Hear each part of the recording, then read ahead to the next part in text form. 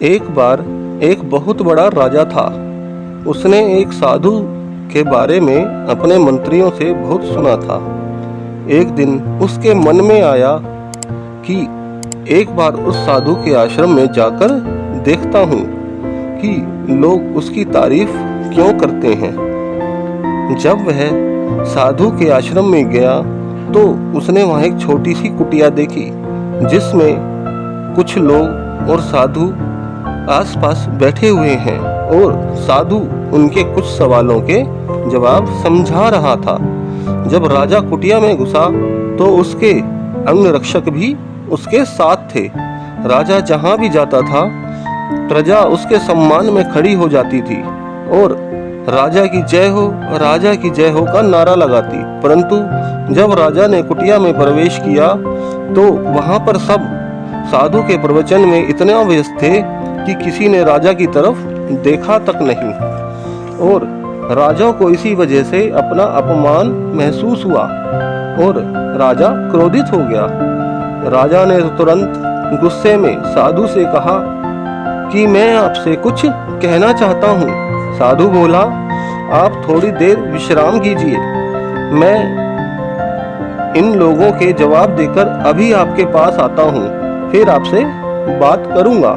बस फिर क्या था, राजा साधु की बात सुनते ही और भी आग बबूला हो गया और साधु से बड़ी ही बदतमीजी से बोलने लगा, तुम जानते नहीं कि मैं कौन हूँ, मैं यहाँ का राजा हूँ। साधु ने राजा की तरफ देखा और कहा, मुझे कोई फर्क नहीं पड़ता कि आप कौन हैं। अगर आप मुझसे अपने सवालों के जवाब चाहते हैं तो आपको इंतजार करना होगा, मैं सभा समाप्ति से पहले नहीं आ सकता। राजा साधु की बातें सुनकर सबके सामने चिल्लाने लगा।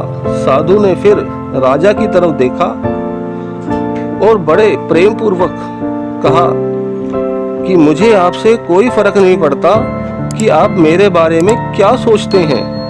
तभी राजा गुस्से में बोला, तू कोई साधु महात्मा नहीं है, ढोंगी बाबा है जो इन सब लोगों को बेवकूफ बना रहा है ताकि इन लोगों के पास जो भी धन है वो सब तुझे दान कर दें।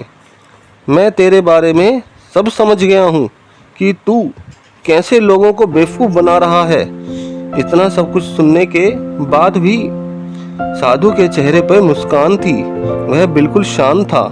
साधु महात्मा ने अपनी आंखें कुछ क्षण के लिए बंद की और आंखें खोलते ही साधु ने कहा कि आप मुझे गलत समझ रहे हैं, मैं आपका अपमान नहीं कर रहा था, आप तो बहुत भले इंसान हैं, मुझे आप में कोई बुराई नजर नहीं आती।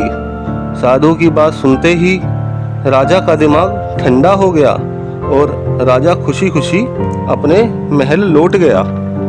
फिर राजा ने महल लौटने के बाद अपने पिता से मिला और उन्हें साधु के आश्रम में जो कुछ भी हुआ वह सब विस्तार से बताया।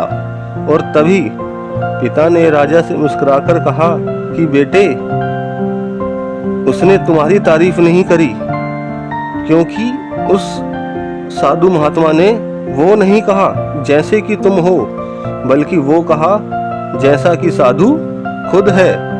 किसी ने सच ही कहा है, दुनिया तुम्हें वैसी नहीं दिखती जैसी कि दुनिया है, बल्कि दुनिया तुम्हें वैसी दिखती है जैसे तुम खुद हो।